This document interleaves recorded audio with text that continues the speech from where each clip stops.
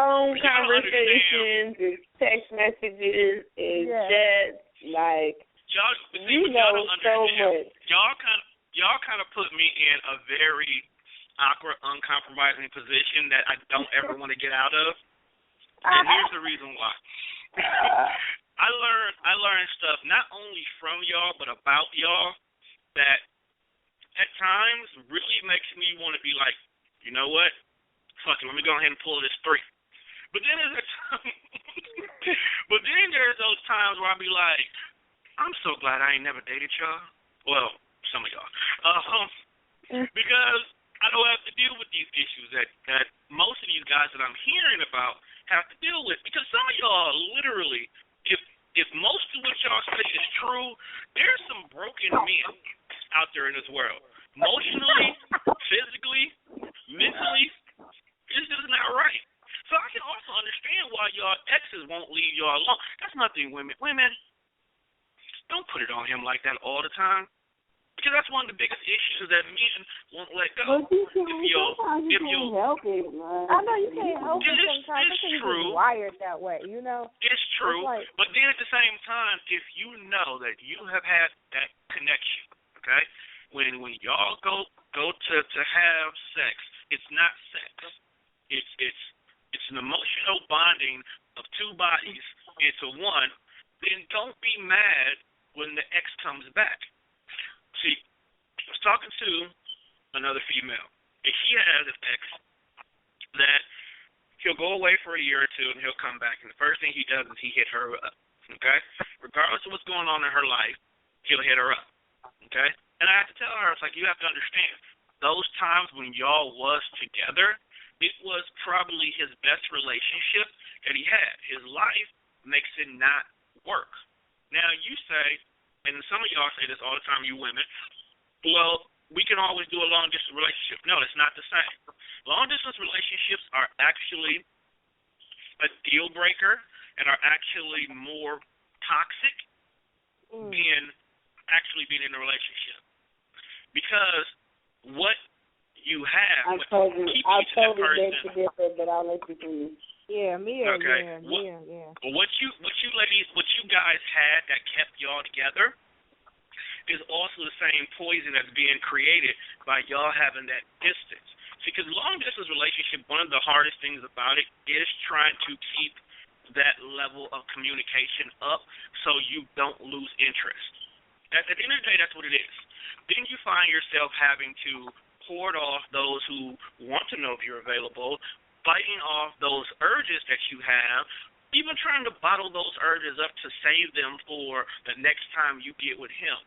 But you have to ask yourself, why are you two apart to begin with? What caused him to go over here and you to go over there? Because what caused him to go over there can also make it harder for him to come back to you.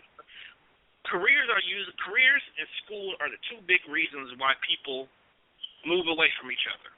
Okay? Anybody who's ever been to college knows there's that moment in time where shit gets very real. Okay? And the last thing on your mind is your mate. Okay? Because you got to focus. You want to complete the goal that you made by going here.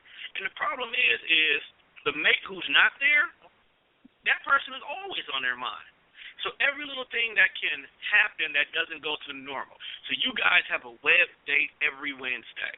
Or you guys talk and text all day. Now it's study time. Now it's crunch time. Now he has these sessions. Now he has this partner that he has to work with. All these things start to become prevalent. And even if he tries to keep in contact with you, there's that moment where he has to focus on the task at hand. This is when your mind starts to wander. This is when you start to look at the situation like, okay, what's going on? He hasn't reached me. I haven't heard from him all day. That whole entire I haven't heard from him all day starts to create the dissension of anger of what the hell is going on. You don't have time to text me. You can't even sit here and tell me, oh, I'm busy in class. Okay, he apologized for that. Okay? But then when he does text you and all he says, hey, babe, I'm busy in class right now. I'll talk to you later. You start wondering, well, why are you always busy in class all of a sudden? Not grasping the concept. Now, take in consideration, you two, you're older, okay? So some of this that I'm talking about doesn't apply to you because if y'all are dealing with college kids, I need to question y'all motives. This is for the listeners who are not in that category where you've now moved on to a career. That's going to be the second one with the job. Now here we are. We're talking about the college kid. Now you're not focused. Now you're asking yourself, what am I waiting for? Why am I saving myself? Is it wrong if I just go ahead and go out on a couple of dates here because he's too busy for me? That's where that toxic poisoning starts to really get in good now. Now you're doubting the relationship. Now, he may literally be on his grind, especially if he's going to school for a medical field or a business field. Bruh is in them books because that shit is hard. Right. But you should already know that. If you truly understand what he's going through, you should know that. The question is are you willing to let him go long enough to go ahead and focus? Because if you're bringing these outside problems about you're not communicating with him, or for Thanksgiving he comes home and he's not spending every single moment of his winter break with you, you're wondering what's up. Taking consideration on the other side of the coin, bro is being teased as well too. Okay? You got chicks from all walks of life. Okay? Nobody's perfect, but I guarantee you there's somebody that can't possess at least a microsecond away from being there. So he has his attention. Doesn't mean he's pursuing her. On the other hand, she could be pursuing him. So now temptation's kicked in. Now he's got to fight off her. He's got to focus on school. He's got to worry about the fact that you at home upset because he's not talking to you as much as he wants to. He's still got to try to find time to sleep and eat. So if you really cared about him like that, don't do the long-distance relationship. Allow him to beat him, but keep in contact with him. Let him know that you still care. Support him. Send him a care package. Write him every once in a while. Show you care, but don't hold on to that because you're going to make the situation worse. And then if he goes home, let's say he does try to make the relationship work, and he gives you everything you need, okay? And it affects his schooling. Guess who he's going to blame when he washes out? Because he's trying to please you. No, he will blame you. So even if he does come home, that relationship is still tainted. Because now it went from a supportive relationship as you try to better yourself to a one-sided relationship. Because what just happened was you won, okay? You now have full control of the relationship because you, in his mind, you have taken what he was trying to do. And you damaged it to make it all about you. So that could also affect the relationship as well, too. Or let's not get to the point where you get mad because he didn't do something and he says, I'm over here focused on school, and you don't believe him because you want to be toxic, and he's going to be like, fuck you, I'm going over here with the perfect chick. And it'll be your own fault, and then next thing you know, you're going on with life talking about you hate men, we ain't shit, we dog, but you never looked at the situation as a whole as you want to make a long-distance relationship work, that you should have just turned it into a long-distance friendship or even allowed that person to live his life, and when he comes home, he come home to somebody who's actually supportive. And that goes both ways, guys, because you are some selfish-ass bastards, too. Yeah. Okay? Do not always assume that just because every Tom, Dick, and Harry that knows your girl tries to give her the deed, she actually takes it from them. Thank you. You men have a nasty habit of always assuming your girl is going to do you wrong if you ain't around her. When y'all go shopping, you ain't got to stand 5 inches away from your girl. Let your girl go wander off.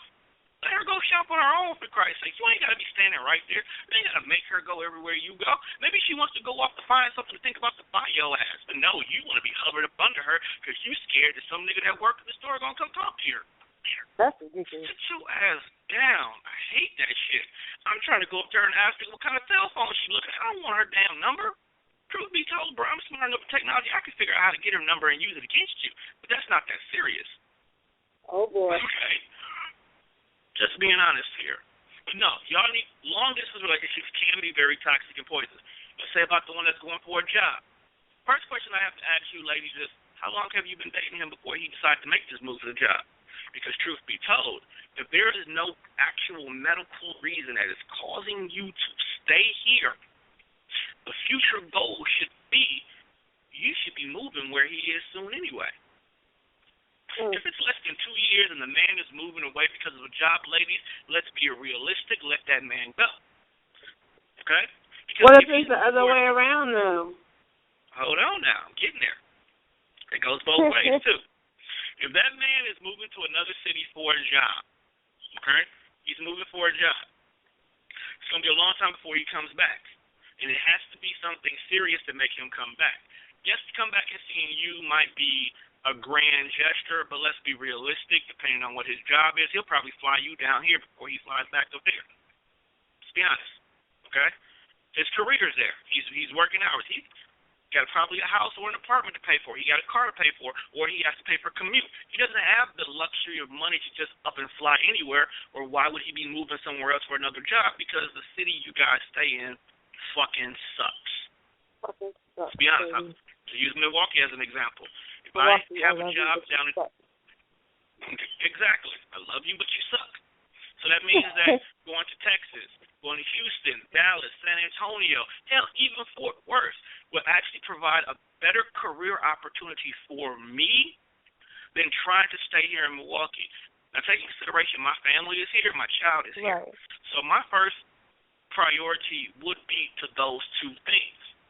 So if I could find something equal to that would allow me to stay here near my family, that would definitely be my first choice. But knowing my family, they would tell me, get the fuck out of here fast. Okay? But when you go buy a house, just buy a duplex. Because if it push comes to shove, and I need to move Lily and Teresa closer to me in order for me to be able to survive mentally, so be it. Okay? Plain and simple. You better than me, because I tell my family deuces. True. But take into consideration, Tasha, outside of your actual family, you have nothing else that ties you to the city. If you got into it with your family right now, okay, which you probably won't, but let's say you did, what keeps you here? Okay? When it comes to you and mates, if your mate is not with you for more than 3 years, you have no reason to stay here. But 9 times out of 10, at least 3 months of conversation before you move to where you go, you guys probably already put out a game plan that has him following you shortly. If not at the exact same time. Okay? If it's less than 2 years, Tasha, you probably would say, hey, bro, I love you. This was great, but I got to do something better for myself. You can either follow or do this. We'll talk later. And that's you. I know that's you. Now, to get over to Mia, because I'm just running one right now. I'm sorry. Yeah, but Mia about to give you a different perspective, Shawty. I can't wait. I can't. All right. Is it my turn yet? Now, yeah. Not yet. Let me hit your point. Let me cover your point. Then I'll be done.